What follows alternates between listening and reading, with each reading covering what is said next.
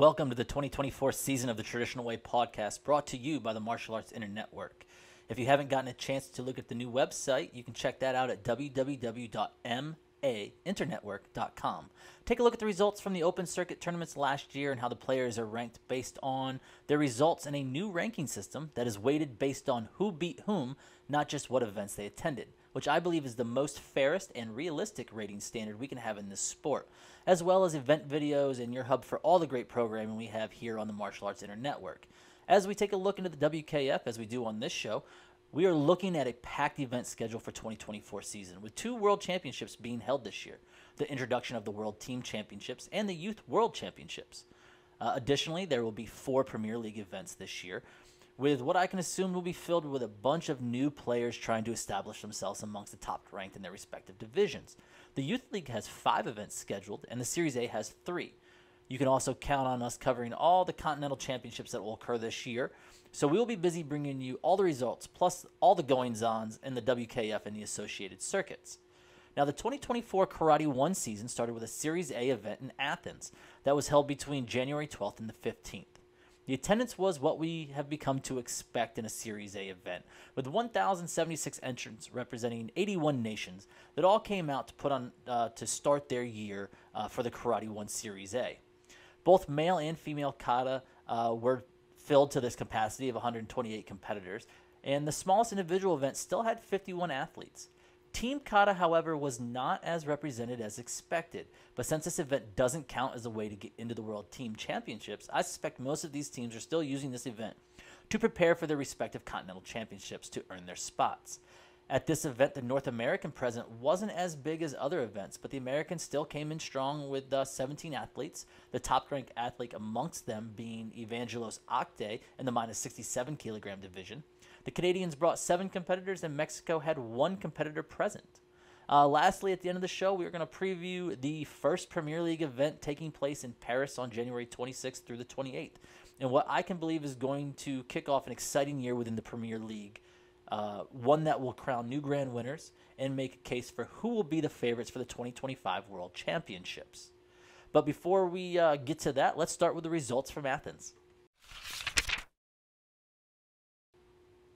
As we start with the women, we find Mazume Mosejian of Iran defeating Chloe Brazoard of France by Senchu in a close matchup in the minus 50 kilogram division.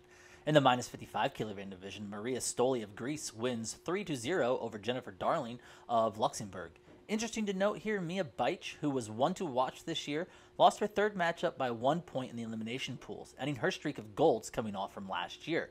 Belgian fighter Myram Ajare sneaks past Frenchwoman Leah Avazari by Senchu to top the minus 61 kilogram division. In the minus 68 kilogram division, Sudanir Aksoy of Turkey wins over Talia Sambre of France with a score of 3-2. And in a matchup between 2 Swiss fighters, the over 68 kilogram division finds Fabienne Kaufmann easily beating Pauline Bonjour 7-1 to round out the women's Kumite divisions. In the women's kata, 2 Japanese competitors meet up in the final matchup of this division, where Kiri Mishima easily wins over Kao Kitaguchi. Kiri's Super Empe was too much for Kao's Chadnaraku Sanku, as Kiri would win with a score of 43.0 to 40.40. Raquel Roy Rubio and Gemma Ozoin of Spain take the bronzes. Portugal's team defeats Turkey Team 1 in the Team Kata division, where we saw a style matchup not usually showcased. It was Portugal's Gojuru against Shotokan of Turkey. In the end, it was Portugal's Karumfa beating the Turkish team's Unsu by 1 point to top the division, with Spain's teams 2 and 4 taking the bronzes in the division. We start the men's division in the minus 60 kilogram division, where Turkish fighter Mert Halisi walks through Georgios Karalis of Greece 9-0 to take gold. Portugal's Miguel Diogo defeats Latvia's Artur Stepanov 1-0 to top the minus 67 kilogram division. In the minus 75 kilogram division, Hirori Pitsolf of Ukraine destroys Muhammad Abdudabus of Libya to take gold with a score of 10-0. This is a fighter to watch. This is 3 medal stands in as many events in the Series A League, where he has earned 2 golds and 1 silver. This win also moves him up into the top 10 in the division, so this will be his last Series A event, as he is now in the Premier League rankings. Could the young 18-year-old make a splash in the division in 2024? he is definitely making a case for himself with a statement win in Athens. The minus 84 kilogram division final matchup came down between Hasan Arslan from Turkey and Walid Degali of Belgium, where the Turkish fighter wins 8-2 to secure the gold. Iranian fighter Saleh Abazari beats Umut Gundog of Turkey in a final matchup of the men's kumite division with a score of 62 to win the over 84 kilogram division. Now the kata division finds Rusei Ikeda beating Yashimiri Machida in the final matchup. The two Japanese Shida-Ryu competitors came out with Ikeda opting to run Ohan Dai and Machida running Chibana Kusanku. The Ohan Dai performance would prove stronger as Ikeda won 42.2 to 40.4 to secure the gold. Anthony View of Sweden and Alessandro Lotus of Italy secure the bronzes. Italy Team 4 defeats Italy Team 5 in the final of the men's team division in a battle of the Kanku shows. Both Shotokan-styled teams ran the same form, giving the judges an equal comparison to score. In the end, it was Team 4 of Italy that edged out their countrymen with a score of 41.5 to 40.2. Montenegro and France's Team 2 take the bronzes in the division. Now let's take a look at what we're all excited to see this year, and that's the Karate 1 event as we preview what's going to happen in Paris. As we look in the minus 50 kilogram division, the top 14 ranked in the division will be present. I believe world number 2 Reem Ahmed Salam will have a good showing in Paris and is my pick to win. However, with some younger fighters starting to make their moves in the division, you have to think that there's a shot for a fighter like Mulder Zangerbe or Celia Oiken or Emma Scargelli to make their mark in Paris. In the minus 55 kilogram division, we all know where I'm going here, guys, right? Anzelika Terlugia to win the division. What I'm looking forward to in this division is a rematch between Yvette Goranova and Terluga. Look, the Worlds was a rough event for Terluga, but let's not forget that Yvette has gotten Anzelika twice, at Worlds and at the Olympics. I got to believe that there's no love lost between the world number 1 and the Bulgarian. And the next fight they have will be Anzelika's chance to make a statement. The minus 61 kilogram division is full of young, talented women that all have a shot to win, and with no one stepping up and taking this division on a consistent basis. It's the most up for grab division amongst the women.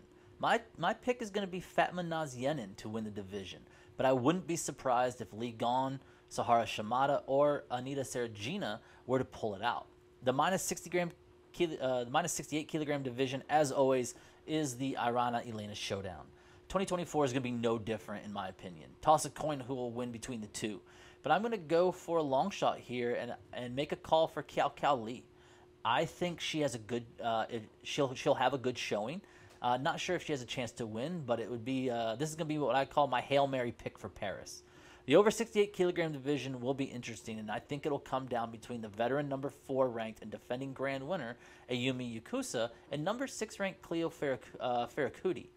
I don't believe the top 3 ranked fighters have a chance in this division. I believe they're ranked high because they've attended more events than than everyone else in the division, not necessarily because they have won more. The women's division will be in kata is going to be won by world number 1. As of the start of 2024 season, Grace Lau has that spot. Now that Hikaru Ono has announced her retirement, I believe this is a year for Grace to top the division. I am more excited to see who faces her in the final.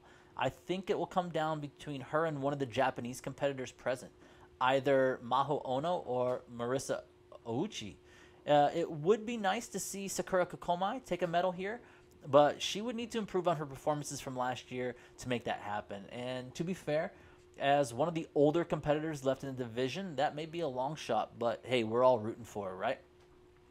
And as we move into the men, in the most contested division, the men last year, the minus 60 kilogram division, will be no different this year.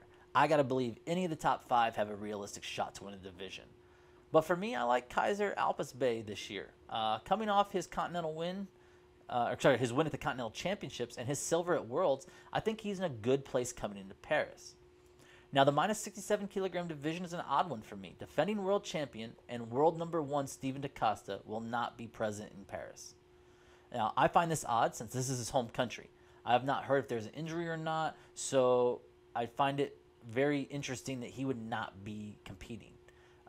With his absence, I would have to say that Abdel Rahman Almasafa would have to be the favorite. However, he hasn't competed since Dublin last year. So no one has seen him. No one has seen if he's still to form. The heavy favorite for the minus 75 kilogram division is Abdelaziz, coming off his win at Worlds. He looked very dominant in his last two appearances. However, he has not had good showings in the Premier League. I like Lorenzo Pietromarchi's chances in Paris for this division. Additionally, I would like to see Thomas Scott take advantage of his seed in Paris and make a medal stand.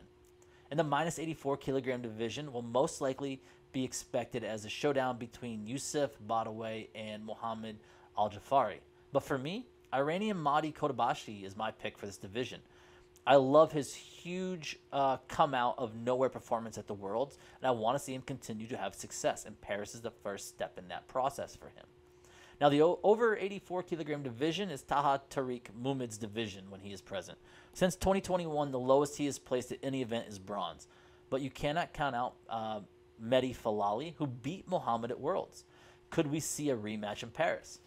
The men's kata division is little changed from last year. Damian Quintero will be present, which I thought wouldn't happen, as I was suspecting that he would retire, since there has been hints of that in interviews that he has done. But he and the top 4 from Worlds will all be in attendance. I got to believe this isn't about who wins overall, but where the upsets will come from. I think Kazmoto and Sakichi Abe will play a role in the outcome of Paris, meaning they will knock out one of the top 4 ranked somewhere before the medal rounds.